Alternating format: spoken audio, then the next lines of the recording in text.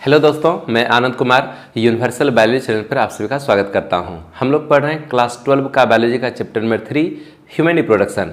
इस चैप्टर में हम लोग क्या कुछ पढ़ चुके हैं। हम लोग मेल रिप्रोडक्टिव सिस्टम को पूरा समझ गए, फीमेल रिप्रोडक्टिव सिस्टम को भी समझ गए। मेल के टेस्टिस में स्पर्म का निर्माण होता है और स्पर्म बनने की प्रक्रिया को बोलते हैं स्पर्मेटोजेनेसिस। तो स्पर्म बनने की प्रक्रिया स्पर्मेटोजेनेसिस को भी पढ़ लिए। आज के लेक्चर में हम लोग ओवम बनने की प्रक्रिया यानी कि oogenesis को पढ़ेंगे। फीमेल में 2 ओवरी होता है, ओवरी में ओवम का निर्माण होगा। ओवम बनने की प्रक्रिया को बोलते हैं oogenesis। तो आज हम लोग oogenesis को समझने वाले हैं। नोट्स लेने के लिए आप ज्वाइन कर सकते हैं टेलीग्राम ग्रुप, आपको लिंक इसका डिस्क्रिप्शन में मिल जाएगा।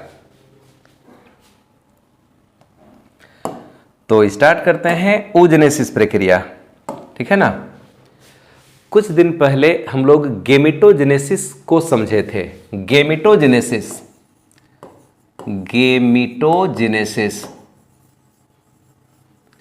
क्या होता है? गेमेटोजेनेसिस गेमिट बनने की प्रक्रिया को ही गेमेटोजेनेसिस कहते हैं।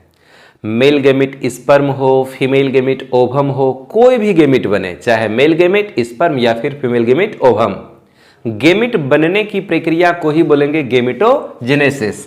थोड़ा बहुत लिख देते हैं इसका भाषा।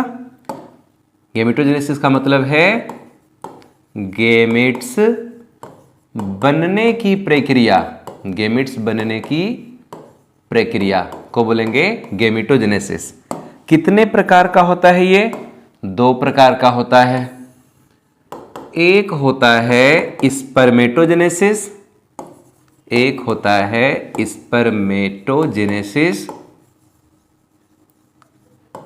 एक होता है स्पर्मेटोजेनेसिस और दूसरा होता है oogenesis। दूसरा होता है oogenesis। स्पर्मेटोजेनेसिस क्या है? स्पर्म बनने की प्रक्रिया।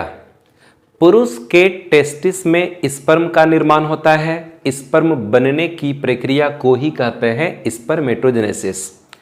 oogenesis क्या है? फीमेल की ओवरी में ओवम का निर्माण होता है और ओवम बनने की प्रक्रिया को ही कहते हैं oogenesis।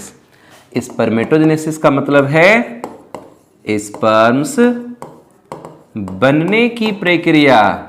स्पर्म बनने की प्रक्रिया को बोलेंगे स्पर्मेटोजेनेसिस। और oogenesis क्या है? ओवम बनने की प्रक्रिया। ओवम बनने की प्रक्रिया, ठीक है ना। oogenesis क्या है? ओवम बनने की प्रक्रिया। स्पर्मेटोजेनेसिस के बारे में हम लोग पढ़ चुके हैं। हम लोग जानते हैं कि स्पर्म बनने की प्रक्रिया शुरू होती है लड़कों में प्यूबर्टी स्टेज के दौरान। प्यूबर्टी स्टेज, लड़कों में प्यूबर्टी स्टेज का मतलब है कि लड़का का उम्र जब 13 से 16 वर्ष के बीच का होता है तो उसके टेस्टिस में स्पर्म बनने की प्रक्रिया शुरू होती है। एक बार स्पर्म बनना शुरू हो जाए तो लगभग जीवन भर 70-75 साल तक भी स्पर्म बनता है और उस एज में तो लोग मर जाता है। तो हम कहते हैं कि पुरुष में जीवन भर स्पर्म का निर्माण होता है। यानी कि स्पर्मेटोजेनेसिस प्रक्रिया स्टार्ट कब होती है? प्यूबर्टी स्टेज में।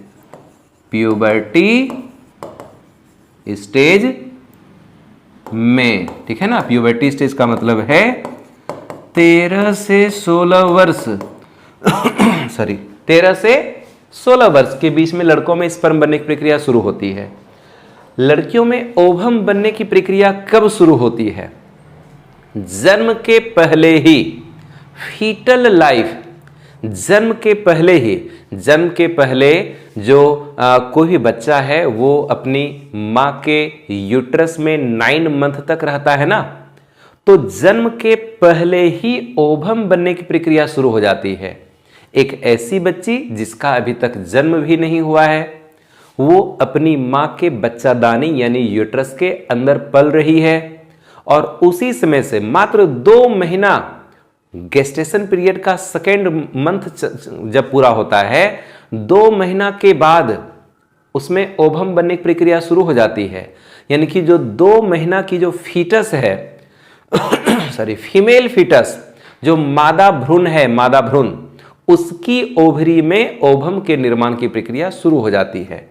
यानी कि गर्भावस्था के ही दौरान जन्म के पहले वाली बच्ची की ओवरी में ओवम बनने की प्रक्रिया स्टार्ट हो जाती है। तो oogenesis प्रक्रिया स्टार्ट कब होगा? जन्म के पहले ही। जन्म के पहले फीमेल फीटस की ओवरी में सॉरी, स्टार्ट कब होगा? जन्म के पहले फीमेल फीटस की ओवरी में ओवम बनने की प्रक्रिया शुरू हो जाती है। लेकिन ओवम बनने की प्रक्रिया oogenesis लगातार संपन्न नहीं होती है। स्पर्मेटोजेनेसिस प्रक्रिया लगातार संपन्न होती है। स्पर्म एक बार बनने का प्रोसेस शुरू हुआ, लगातार संपन्न होगा, स्पर्म बन जाएगा। लेकिन oogenesis प्रक्रिया बीच बीच में रुक जाती है। तो आधा प्रोसेस जन्म के पहले संपन्न हो जाता है, फिर आधा प्रोसेस जन्म के बाद प्यूबर्टी स्टेज या उसके बाद भी संपन्न होती है। तो oogenesis प्रक्रिया लगातार संपन्न नहीं होती है। ओवम बनने की प्रक्रिया को हम oogenesis कहेंगे और ये प्रक्रिया स्टार्ट हो जाता है जन्म के पहले ही। अब oogenesis को थोड़ा ठीक से हम लोग समझते हैं। oogenesis को हम लोग थोड़ा ठीक से समझने का कोशिश करते हैं, ठीक है ना। oogenesis ठीक से समझिएगा, oogenesis है क्या।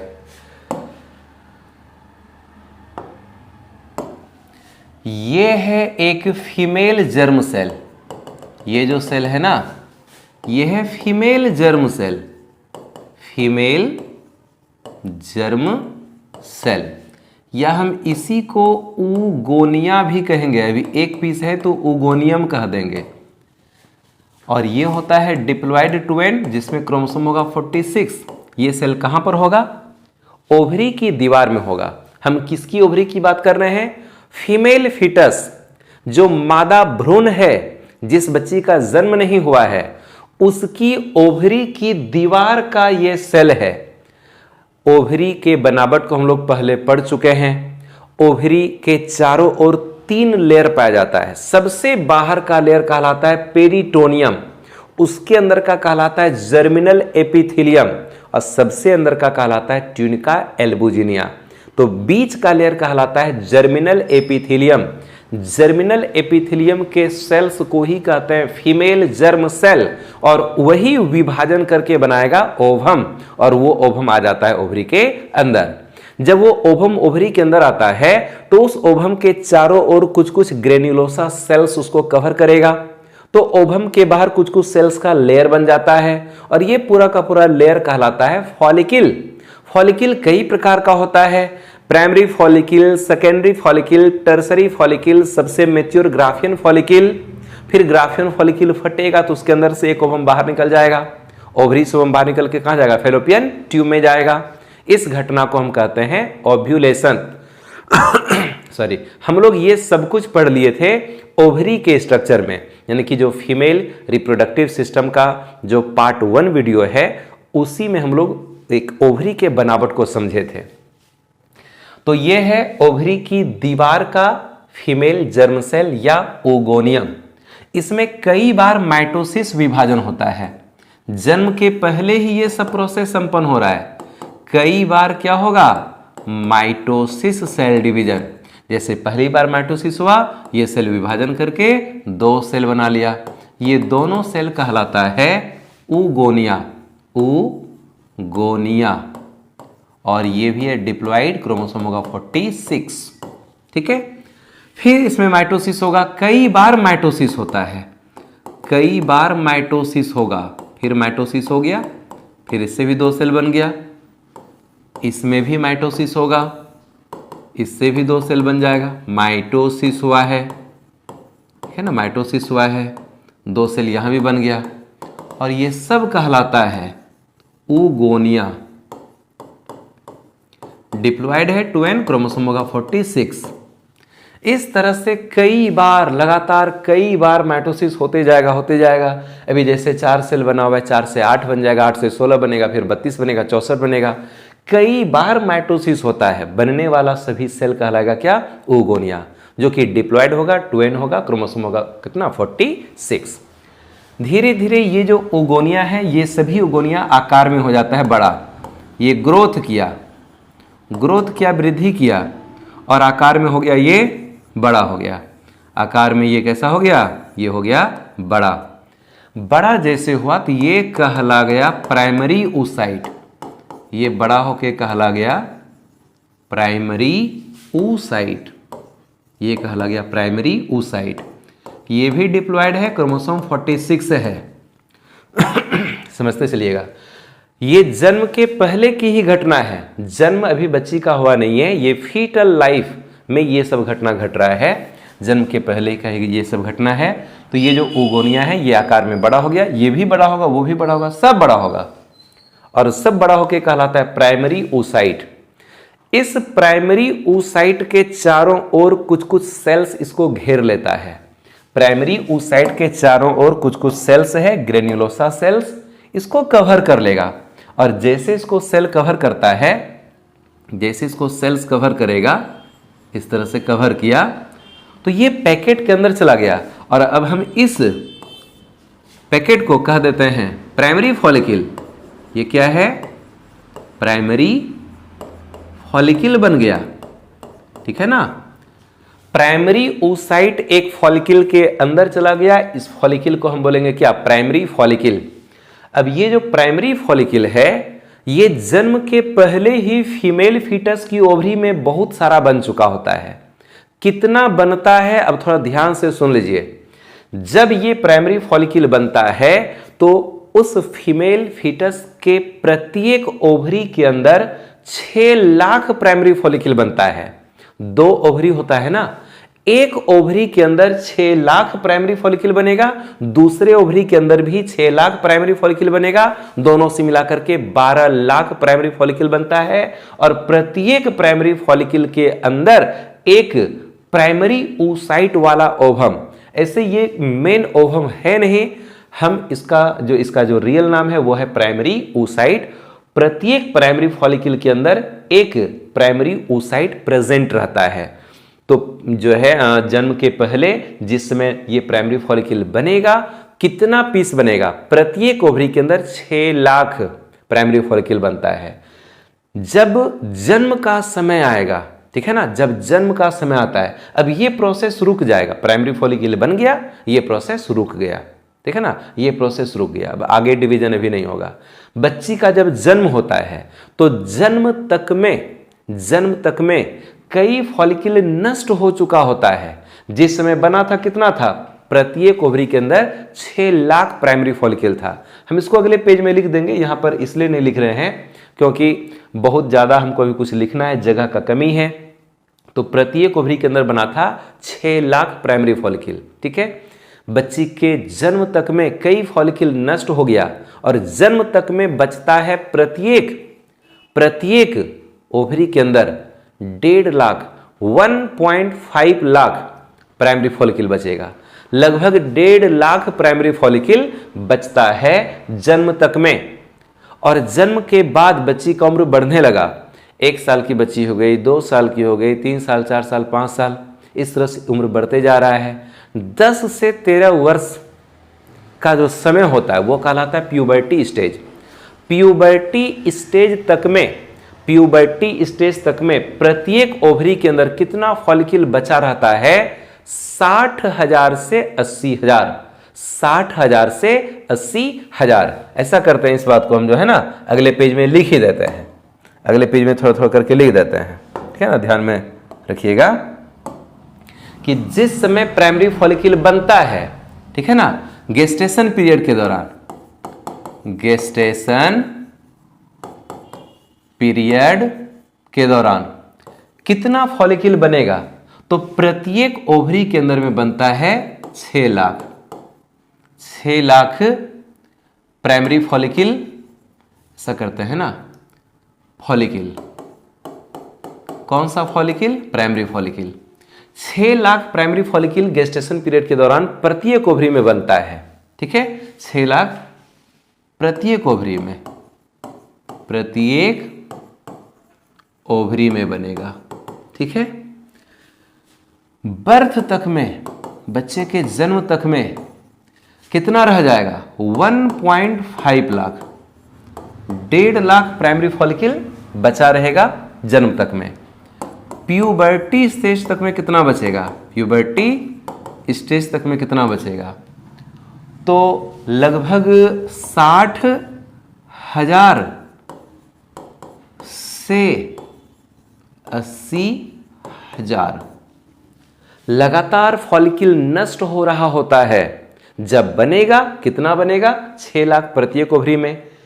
बर्थ तक में, जन्म तक में कितना बचेगा? 1.5 लाख। और प्यूबर्टी स्टेज आते आते घट करके 60,000 से 80,000 पर पहुंच जाएगा। यदि पूछा जाए क्वेश्चन कि प्यूबर्टी स्टेज तक में किसी लड़की के शरीर में कितना प्राइमरी फॉलिकल पाया जाता है, मतलब दोनों ओवरी से मिलाकर पूछा जा रहा है, तो एक ओवरी में होगा 60,000 से 80,000, तो दोनों ओवरी से मिलाकर के कितना हो जाएगा? 1,20,000 से 1,60,000।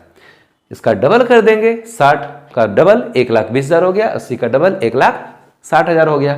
तो 1,20,000 से 1,60,000 प्राइमरी फॉलिकल दोनों ओवरी से मिला करके प्यूबर्टी स्टेज तक में एक लड़की के शरीर में पाया जाता है। इतना बात समझ में आया? तो हम बोले जन्म के पहले ये जो फीमेल फीटस की ओवरी की दीवार में जो फीमेल जर्म सेल या ओगोनिया होता है, उसमें कई बार माइटोसिस विभाजन होगा, ढेर सारा ओगोनिया बन जाता है, फिर वो ओगोनिया आकार में बड़ा होता है और वो प्राइमरी oocyte कहला गया। प्राइमरी oocyte के बाहर कुछ कुछ सेल्स उसको घेर लेगा और ये प्राइमरी फॉलिकल बन गया।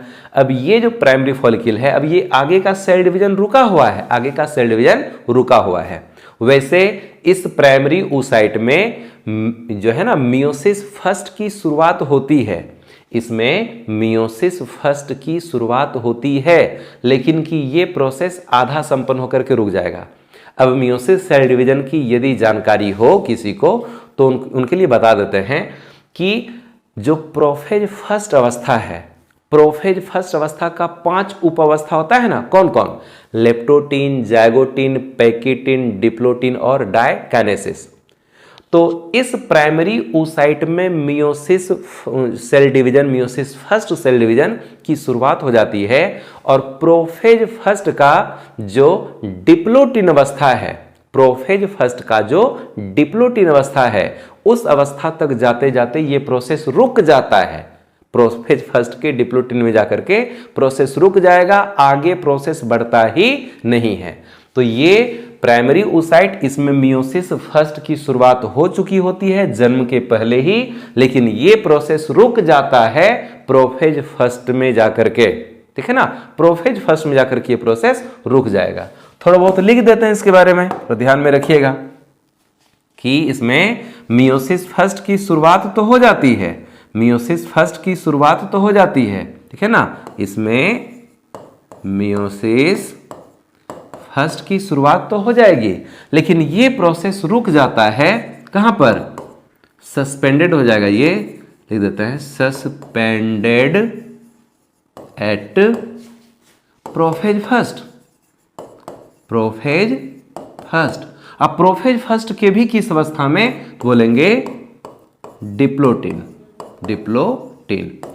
प्रोफेज फर्स्ट अवस्था में जाकर के ये मियोसिस फर्स्ट रुक जाता है, अटक गया और आगे का प्रोसेस संपन्न नहीं होगा। अब हो जाता है बच्ची का जन्म, अब हो जाएगा बच्ची का जन्म।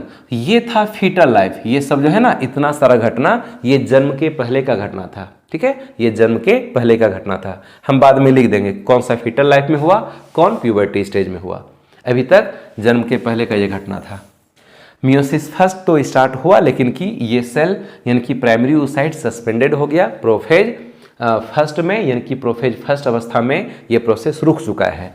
अब बच्ची का हो गया जन्म, बच्ची का जन्म हो गया, बच्ची का एज बढ़ते जा रहा है, ये प्रोसेस बिल्कुल रुका हुआ है और अब आ जाएगा प्यूबर्टी स्टेज, यानी कि लड़की का उम्र हो जाएगा 10 से 13 वर्ष के बीच का। तो प्यूबर्टी स्टेज में क्या होता है? ओवम मैच्योर हो जाता है, फॉलिकल भी मैच्योर हो जाएगा। जैसे ये प्राइमरी फॉलिकल है प्राइमरी फॉलिकल धीरे धीरे बनेगा, सेकेंडरी फॉलिकल सेकेंडरी से बनेगा, टर्सरी फॉलिकल टर्सरी से बनेगा ग्राफियन फॉलिकल, फिर ग्राफियन फॉलिकल फट जाएगा और वो ओवम ओवरी से निकल करके फैलोपियन ट्यूब में चला जाएगा। तो ओवरी से ओवम का बाहर निकलना कहलाता है ओव्यूलेशन। ओवरी से ओवम का बाहर निकलना क्या कहलाएगा? ओव्यूलेशन। तो ओव्यूलेशन के ठीक पहले हम लोग पहले पढ़े हैं कि हर महीने एक बार ओव्यूलेशन होता है। यह ओव्यूलेशन 28-29 दिन में रिपीट होते रहता है। 2 ओवरी होता है, यदि इस महीने इस ओवरी से एक ओवम मैच्योर हुआ, एक ओवम का ओव्यूलेशन हुआ, अगले महीना इस ओवरी से एक ओवम का ओव्यूलेशन होगा, अगले महीना फिर इस ओवरी से, अगला महीना इस ओवरी से। तो हर महीने एक ओवम का ओव्यूलेशन होता है, ओवरी से निकलकर वो ओवम फैलोपियन ट्यूब में जाएगा। ठीक है, जो ओवम बाहर निकलता है ना वो होता है सेकेंडरी oocyte। अभी हम स्ट्रक्चर बना करके दिखाते हैं। तो अब क्या होगा, आगे का जो प्रोसेस है, प्यूबर्टी स्टेज के दौरान प्रत्येक ओव्यूलेशन के ठीक पहले, ये ओव्यूलेशन कब तक चलेगा?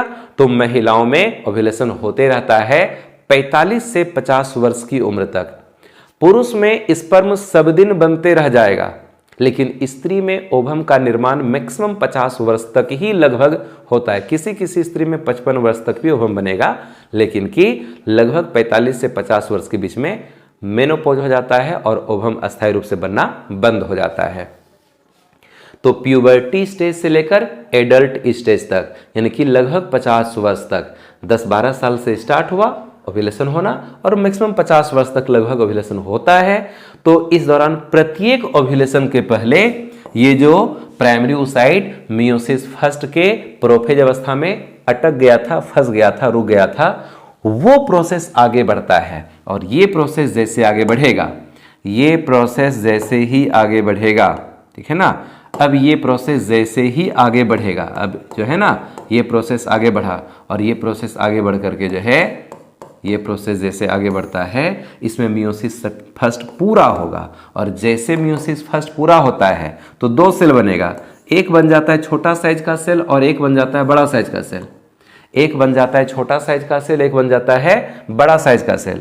इस छोटे सेल को कहते हैं first polar body, first polar body, first polar body. और ये होता है हैप्लॉइड, क्रोमोसोम होगा कितना? 23 होगा, हाफ हो गया। और ये जो बड़ा सा सेल है ये है सेकेंडरी oocyte, ये है सेकेंडरी oocyte, सेकेंडरी oocyte, और ये होता है हैप्लॉइड, क्रोमोसोम हो जाएगा 23। ये जो सेकेंडरी oocyte है ये जिस फॉलिकल के अंदर रहेगा, ये सेकेंडरी oocyte जिस फॉलिकल के अंदर रहेगा, ये फॉलिकल कहला जाता है Graafian follicle, Graafian follicle. Primary follicle में प्राइमरी oocyte होता है, सेकेंडरी फॉलिकल में भी प्राइमरी oocyte ही होता है, टर्सरी फॉलिकल में सेकेंडरी oocyte होता है और ग्राफियन फॉलिकल में भी सेकेंडरी oocyte ही होता है। यानी ये सब ओवम का नाम है, प्राइमरी oocyte, सेकेंडरी oocyte। अभी एक्चुअल ओवम बना नहीं है, एक्चुअल ओवम इसके आगे बनेगा, लेकिन हम लोग कॉमन भाषा में इसको बोल देते हैं, ओवम मान के चलते हैं कि चलो चलो ठीक है, ये उसको ओवम बोल दिए, लेकिन एक्चुअल ओवम इससे बनेगा, आगे बनेगा। एक्चुअल ओवम तब बनता है जब सेकेंडरी oocyte के अंदर स्पर्म प्रवेश करता है। अगर स्पर्म प्रवेश नहीं करेगा तो उसमें मियोसिस सेकेंड नहीं होगा, अभी करके दिखाते हैं। तो एक्चुअल ओवम ये है नहीं। प्राइमरी फॉलिकल और सेकेंडरी फॉलिकल दोनों के अंदर जो ओवम पड़ा है वो ओवम होता है प्राइमरी oocyte। टर्सरी फॉलिकल और ग्राफियन फॉलिकल के अंदर जो ओवम होता है वो होता है सेकेंडरी oocyte। अब ये सेकेंडरी oocyte बना, सेकेंडरी oocyte में मियोसिस सेकेंड होने की प्रक्रिया शुरू हो जाती है। ये जो फर्स्ट पोलर बॉडी है इसमें आगे मियोसिस सेकेंड नहीं होगा, ये वेस्टेज है, ये बेकार है, इसका कोई भी यूज नहीं होता है, यूज होगा सेकेंडरी oocyte का। सेकेंडरी oocyte में मियोसिस सेकेंड की प्रक्रिया स्टार्ट तो हो जाती है, सेकेंडरी oocyte में मियोसिस सेकेंड की प्रक्रिया स्टार्ट तो हो जाती है, इसमें मियोसिस सेकेंड की प्रक्रिया स्टार्ट तो हो जाती है, लेकिन एक बार फिर से ये प्रोसेस रुक जाता है। कहां? तो ये रुक जाता है मेटाफेज सेकेंड में। मेटाफेज सेकेंड में ये सस्पेंडेड हो गया, सस्पेंडेड। मेटाफेज सेकेंड में सस्पेंडेड हो गया, यानी कि इस सेकेंडरी oocyte में मियोसिस सेकेंड की शुरुआत तो हुई, लेकिन कि ये मियोसिस सेकेंड पूरा होगा नहीं, ठीक है ना, पूरा होगा नहीं। ये प्रोसेस फिर एक बार अटक जाएगा मेटाफेज सेकेंड अवस्था में, और फिर अब जाकर के ये ग्राफियन फॉलिक्यूल फट गया। किस अवस्था में अटका हुआ है? मेटाफेज सेकेंड में ये प्रोसेस अटका हुआ है। ग्राफियन फॉलिक्यूल अब जाकर के फट जाएगा, ये सेकेंडरी oocyte का ही ओव्यूलेशन हो जाएगा। सेकेंडरी oocyte बाहर निकलेगा, सेकेंडरी oocyte का ओव्यूलेशन हुआ और सीधा चला जाएगा ये कहां? फैलोपियन ट्यूब में। फैलोपियन ट्यूब में आएगा स्पर्म। फैलोपियन ट्यूब में क्या आएगा? स्पर्म आएगा। फैलोपियन ट्यूब में क्या आएगा? स्पर्म। और ये जो स्पर्म है वो इस सेकेंडरी oocyte के अंदर ही प्रवेश करने लगेगा। ये स्पर्म सेकेंडरी oocyte के अंदर ही प्रवेश करता है। स्पर्म का पूरा हिस्सा सेकेंडरी oocyte में प्रवेश नहीं करेगा। स्पर्म का दो ही चीज है जो सेकेंडरी oocyte में प्रवेश करता है। क्या क्या? एक तो न्यूक्लियस और दूसरा प्रॉक्सिमल सेंट्रियोल। स्पर्म में जो न्यूक्लियस है जिसमें 23 क्रोमोसोम होगा वो सेकेंडरी oocyte में चला जाता है, और स्पर्म के पास दो सेंट्रियोल होता है, आगे तरफ का प्रॉक्सिमल सेंट्रियोल, पीछे तरफ का डिस्टल सेंट्रियोल। तो आगे का सेंट्रियोल यानी कि प्रॉक्सिमल सेंट्रियोल भी चला जाता है किसमें? सेकेंडरी oocyte में चला गया। सेकेंडरी oocyte में प्रॉक्सिमल सेंट्रियोल भी चला गया और स्पर्म का न्यूक्लियस भी चला गया। इस सेकेंडरी oocyte के पास में अपना सेंट्रियोल नहीं था। सेकेंडरी oocyte के पास अपना सेंट्रियोल नहीं था, इसलिए ये सेकेंडरी oocyte मियोसिस सेकेंड पूरा कर नहीं पा रहा था। इसको एक सेंट्रियोल की आवश्यकता थी, और वो सेंट्रियोल कहां से मिला? वो सेंट्रियोल मिल गया स्पर्म से। वो सेंट्रियोल कहां से मिला? स्पर्म से मिला। अब जैसे ही स्पर्म का न्यूक्लियस और सेंट्रियोल, प्रॉक्सिमल सेंट्रियोल चला गया कहां? सेकेंडरी oocyte के अंदर, तो ये सेकेंडरी oocyte उस स्पर्म के ही सेंट्रियोल का यूज करके मियोसिस सेकेंड को करता है पूरा। मियोसिस सेकेंड को अब कर लेगा पूरा।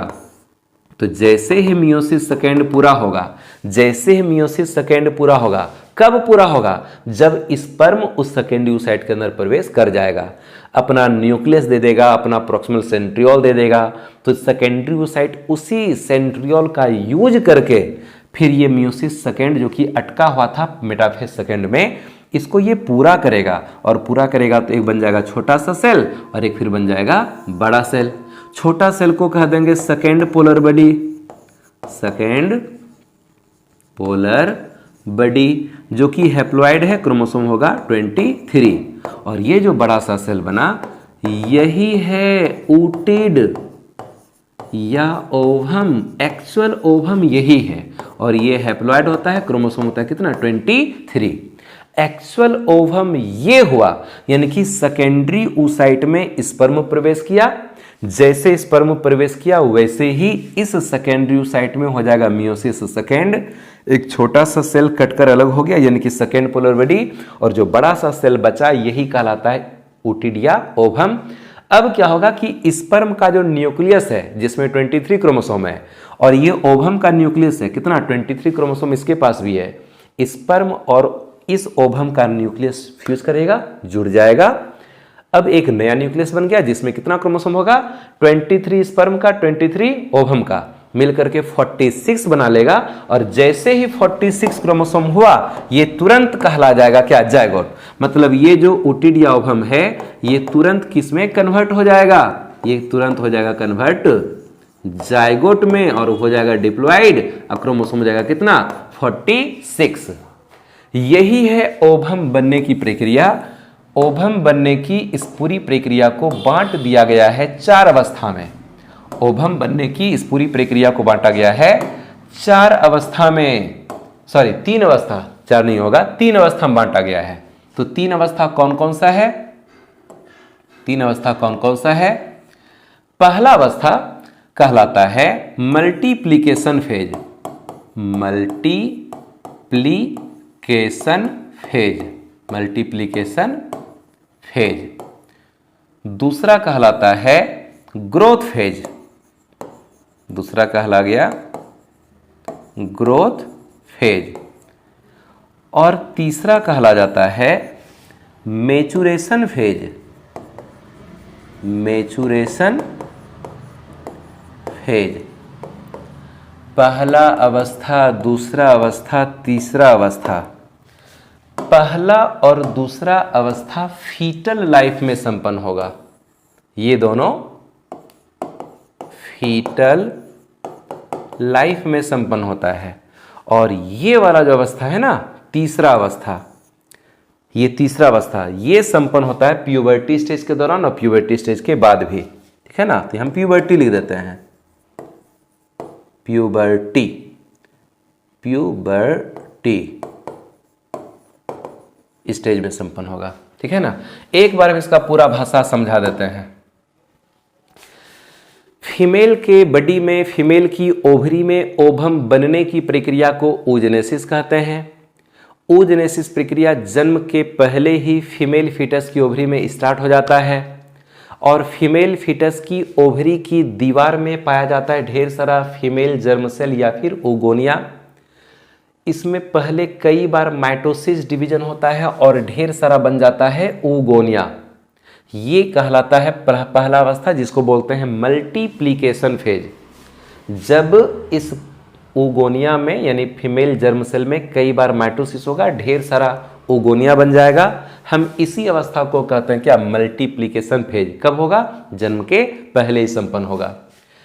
इसके बाद जितना oogonia है वो सब आकार में बड़ा हो जाता है और बड़ा होके कहलाता है प्राइमरी oocyte। इस अवस्था को हम कह दिए ग्रोथ फेज। ये ग्रोथ फेज भी कब संपन्न हुआ? फीटल लाइफ में, जन्म के पहले ही संपन्न हुआ। अरे समझ में। और ये जो प्राइमरी oocyte बना, इसके चारों तरफ ग्रेन्युलोसा सेल्स उसको घेर लिया और ये जो घेरा हुआ पैकेट है ये कहला गया फॉलिकल। कौन सा follicle? Primary follicle.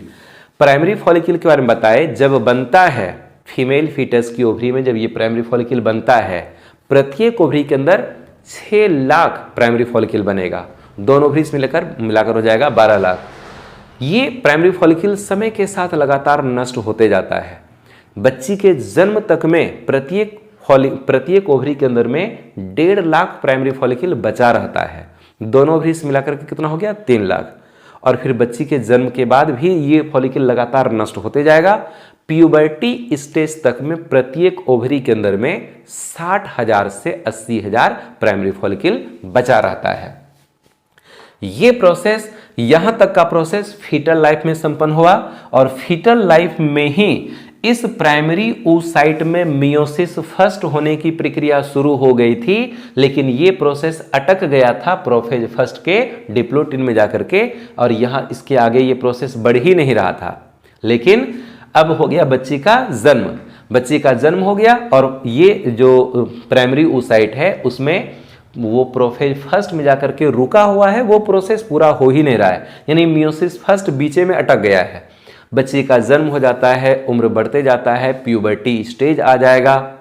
Puberty stage के दौरान ओव्यूलेशन का समय होता है।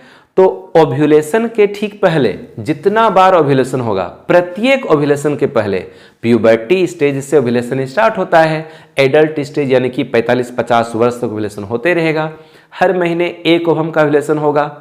तो प्रत्येक ओव्यूलेशन के पहले इस प्राइमरी oocyte में मियोसिस फर्स्ट पूरा होता है, और जैसे मियोसिस फर्स्ट पूरा होगा, एक छोटा सा फर्स्ट पोलर बॉडी बनेगा और एक बड़ा सा सेकेंडरी oocyte बना।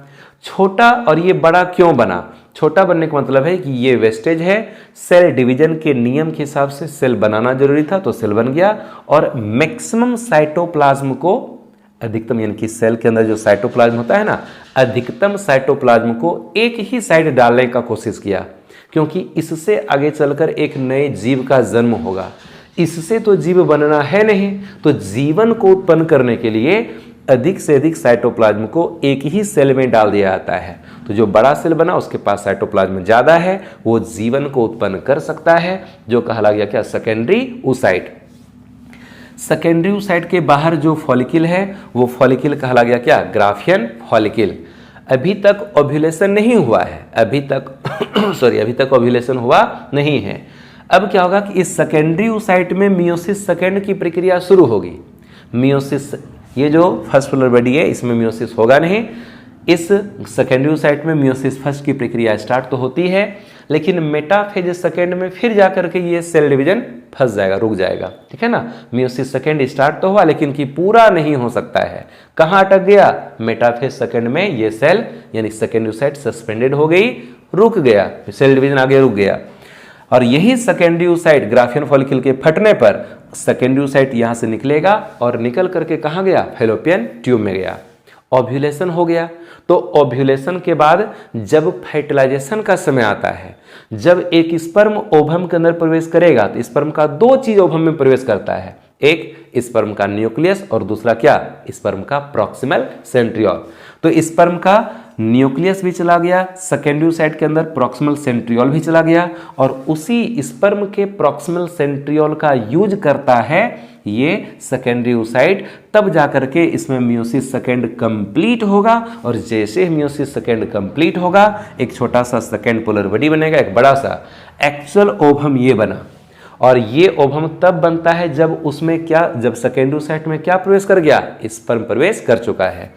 अब स्पर्म का न्यूक्लियस ओवम का न्यूक्लियस जुड़ जाएगा, दोनों के न्यूक्लियस में 23 क्रोमोसोम था, जुड़ करके बना लेता है 46 क्रोमोसोम, और 46 क्रोमोसोम जैसे बना ये तुरंत कन्वर्ट हो गया किसमें, जायगोट में। यानी कि एक्चुअल ओवम जैसे ही बनेगा वैसे ही वो तुरंत क्या बनेगा, जायगोट भी बन जाएगा।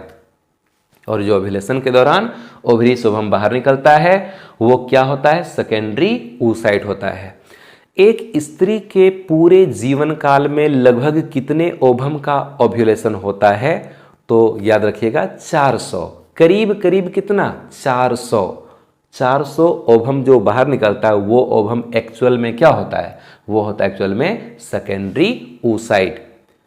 एक्चुअल ओवम जो होता है वो कितना बनेगा, उतना ही बनता है जितना कि किसी स्त्री को संतान होता है। किसी स्त्री को एक संतान, उसके जीवन में एक ही ओवम बना होगा, 2 संतान तो 2 ओवम बना होगा, 3 संतान 3 ओवम बना होगा, 4 संतान तो 4 ओवम बना होगा। और ये जो सेकेंडरी oocyte है ये लगभग कितना बन जाएगा, 400 बन जाता है। ठीक है, इस स्ट्रक्चर को देख लीजिए एक बार ठीक से। तो ओवम बनने की प्रक्रिया oogenesis समझ में आ गया, इसको 3 भाग में बांटा गया था।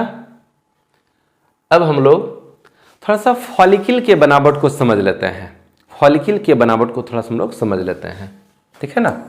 फॉलिकल के बनावट को समझते हैं। जैसे बोलते हैं primary follicle, primary follicle, primary follicle. Primary follicle कैसा होगा, जैसे ये है एक ओवम, और ये कौन सा ओवम है, ये है प्राइमरी oocyte। ये है क्या, ये है प्राइमरी oocyte, ये है प्राइमरी oocyte, ये है प्राइमरी oocyte। प्राइमरी oocyte जब बनता है तो इसके चारों तरफ कुछ कुछ सेल्स का कवर बन जाता है। इसके चारों तरफ जो है ना सेल्स का कवर बन गया, कुछ कुछ सेल्स का कवर बन गया। ग्रेन्युलोसा सेल्स कहते हैं इसको। ये जो सेल्स है ना, इस सेल्स को क्या बोलेंगे, ग्रेन्युलोसा सेल्स। कहाँ लिखें, इधर लिख दें, यहीं लिख देते हैं। ये है ग्रेन्युलोसा सेल्स। जब प्राइमरी oocyte को चारों तरफ से ग्रेन्युलोसा सेल्स कवर करता है तो यही फॉलिकल कहलाता है प्राइमरी फॉलिकल। अब ये प्राइमरी फॉलिकल विकसित होगा तो बना लेगा क्या, सेकेंडरी फॉलिकल। तो बनाते हैं secondary follicle. Secondary follicle, secondary follicle में क्या होता है, सेकेंडरी फॉलिकल में भी ये प्राइमरी oocyte ही रहता है। ये क्या है, प्राइमरी oocyte, प्राइमरी oocyte। और यहां पर क्या होगा, ये क्या हो गया, ग्रेन्युलोसा सेल्स। ये क्या हो गया, ग्रेन्युलोसा सेल्स। ये क्या है, ग्रेन्युलोसा सेल्स। ये हो गया, ये हो गया ग्रेन्युलोसा सेल्स, ठीक है ना। इसके बाहर एक और सेल्स का लेयर बन जाता है, इसके बाहर जो है एक और सेल्स का लेयर बन जाएगा, एक और सेल्स का लेयर बन चुका है, और ये वाला सेल कहलाता है थीका सेल। ये सेल क्या कहलाएगा? थीका सेल्स कहलाएगा। तो जब प्राइमरी oocyte के बाहर ग्रेनुलोसा सेल्स तो पहले बन गया था, इसके बाहर एक और भी सेल्स का लेयर बन गया, थीका सेल्स का लेयर बन गया, तो यही कहला गया क्या? Secondary follicle. यानी कि प्राइमरी फॉलिकल के अंदर भी प्राइमरी oocyte होता है, सेकेंडरी फॉलिकल के अंदर भी प्राइमरी oocyte ही होता है। अब बनेगा क्या? Tertiary follicle. अब बनेगा टर्सरी फॉलिकल।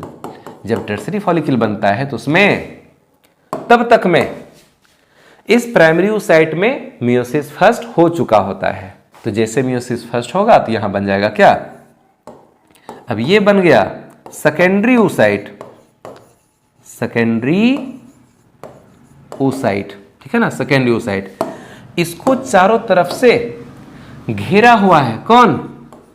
Granulosa cells. इसको चारों तरफ से कौन घेरा हुआ है? Granulosa cells. लेकिन यहां पर जो है ना एक कैविटी का निर्माण होगा, एक कैविटी, एक खाली जगह का निर्माण हो जाएगा। यहां पर जो है ना एक कैविटी बन जाता है, यहां पर एक इस तरह का जो है ना कैविटी बन जाता है। इस कैविटी को कहते हैं एंट्रम। इस खाली स्थान को कहते हैं क्या? एंट्रम। खाली स्थान को बोलेंगे एंट्रम। और ये है ग्रेनुलोसा सेल्स। ग्रेनुलोसा सेल्स के बीच में क्या बन गया? खाली स्थान बन गया, और ये खाली स्थान कहला गया क्या? एंट्रम। ये खाली स्थान क्या कहला गया? एंट्रम कहला गया, ठीक है ना। ये खाली स्थान कहला गया एंट्रम।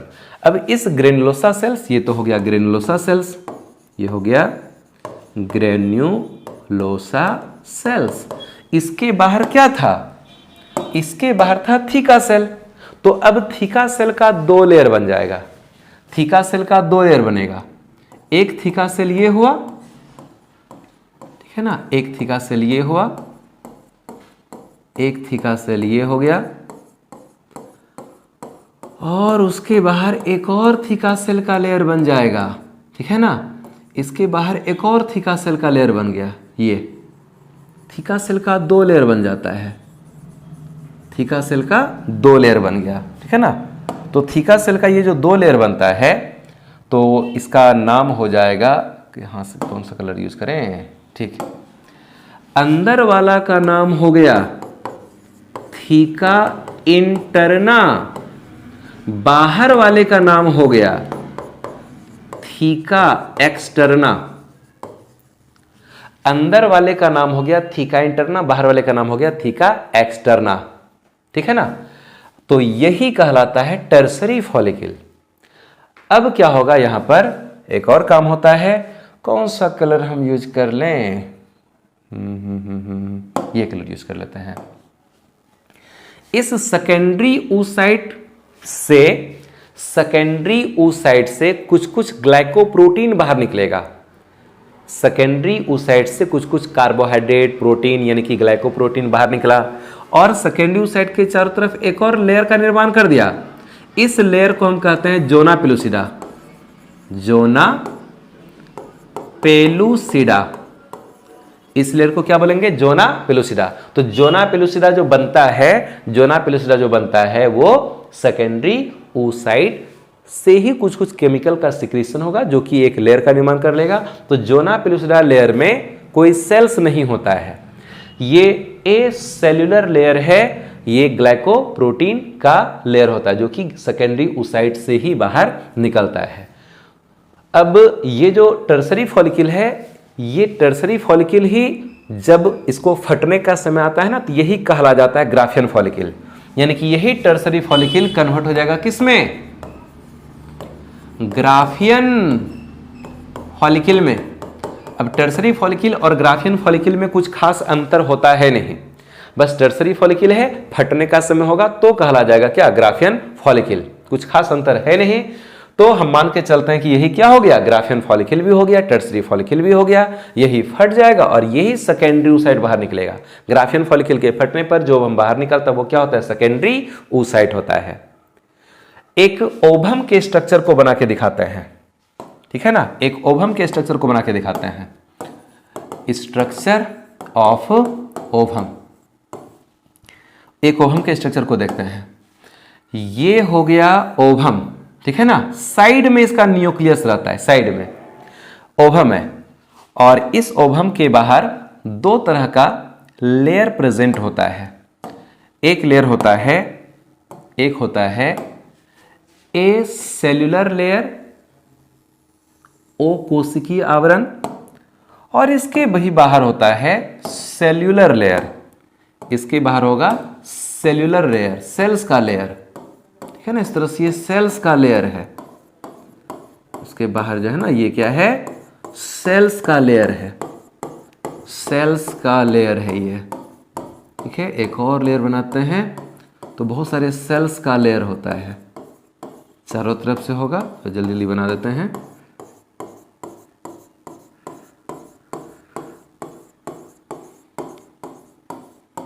है ना, अब नाम लिख देते हैं। सबसे बाहर का जो सेल्यूलर लेयर है ये कहलाता है कोरोना रेडिएटा, जो कि होता है ए सेल्यूलर लेयर, और ये एक्चुअल में ग्रेन्युलोसा सेल्स ही है, ग्रेन्युलोसा सेल्स ही है, ठीक है ना। इसके अंदर का जो सॉरी ये सेल्यूलर है, ठीक है ना, ये ए सेल्यूलर नहीं होगा, ये सेल्यूलर है, सेल्स है ना, यहाँ ए हटा देते हैं, ये सेल्यूलर है। अब इसके अंदर वाला जो है ना ये कहलाता है जोना पेलुसिडा, जोना पेलुसिडा, ये होता है ए सेल्यूलर लेयर, ए सेल्यूलर लेयर क्या चीज का बना होता है, ग्लाइकोप्रोटीन का बना होता है, ग्लाइकोप्रोटीन का बना होता है। कहां से निकलेगा, ओवम ही बाहर निकलेगा, मतलब सेकेंडरी oocyte ही बाहर निकालेगा।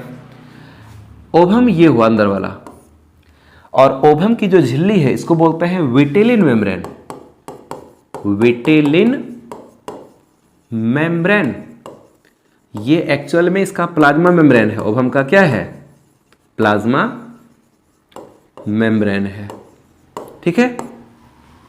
इसके अंदर जो लिक्विड भरा होगा वो होगा साइटोप्लाज्म, इसको बोलते हैं ऊप्लाज्म, ऊप्लाज्म, एक्चुअल में ये क्या है, साइटोप्लाज्म ही है। यहां साइड में इसका न्यूक्लियस प्रेजेंट है। ओवम की झिल्ली को बोल दिए क्या, विटेलिन मेम्ब्रेन, और ये हो गया जोना पेलुसिडा। तो जोना पेलुसिडा और विटेलिन मेम्ब्रेन के बीच में एक स्पेस होता है जिसको कहते हैं पेरी विटेलिन स्पेस, ठीक है ना। और यही है एक ओवम का स्ट्रक्चर, और ये जो ओवम है ना ये एक्चुअल में सेकेंडरी oocyte होता है, ये एक्चुअल में क्या है, सेकेंडरी oocyte है, ये एक्चुअल में क्या है, सेकेंडरी oocyte का ऐसा ही स्ट्रक्चर होता है, ठीक है। आ रहा है समझ में। लास्ट में हम लोग थोड़ा सा स्पर्मेटोजेनेसिस और oogenesis में अंतर देख लेते हैं। स्पर्मेटोजेनेसिस क्या है, स्पर्म्स बनने की प्रक्रिया को बोलेंगे स्पर्मेटोजेनेसिस। oogenesis क्या है, ओवम बनने की प्रक्रिया को बोलेंगे oogenesis। स्पर्मेटोजेनेसिस कहां पर होगा, टेस्टिस में संपन्न होता है।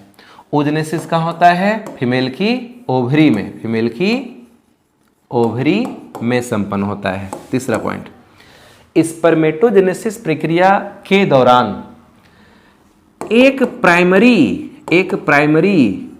स्पर्मेटोसाइट से, प्राइमरी स्पर्मेटोसाइट से 4 स्पर्म्स बनता है, लेकिन oogenesis के दौरान एक प्राइमरी oocyte से, एक प्राइमरी oocyte से केवल एक ओवम का निर्माण होता है। एक प्राइमरी oocyte से केवल एक ओवम बनता है, ठीक है ना। देख लीजिए यहां, यह है एक प्राइमरी oocyte, इससे कितना ओवम बना, केवल एक ओवम बना। बाकी तो इधर जो बना वो पोलर बॉडी था ना, इसका तो कोई यूज होगा नहीं। एक प्राइमरी oocyte से केवल एक ही ओवम बनता है, लेकिन स्पर्मेटोजेनेसिस के दौरान एक प्राइमरी स्पर्मेटोसाइट से 4 स्पर्म बनता है, ठीक है ना। तो एक प्राइमरी oocyte से केवल एक ओवम बनेगा। चौथा पॉइंट, स्पर्मेटोजेनेसिस प्रक्रिया कब स्टार्ट होगा? ये स्टार्ट होता है प्यूबर्टी के दौरान, प्यूबर्टी के दौरान। और ये स्टार्ट होता है, चौथा पॉइंट है, जन्म के पहले ही स्टार्ट हो जाएगा। 5 नंबर, स्पर्मेटोजेनेसिस लगातार संपन्न होने वाली प्रक्रिया है और oogenesis बीच में रुक जाती है। इतना समझ में आया? ठीक है, तो यहां ये लेक्चर हो जाता है कंप्लीट। थोड़ा लंबा लेक्चर हो गया।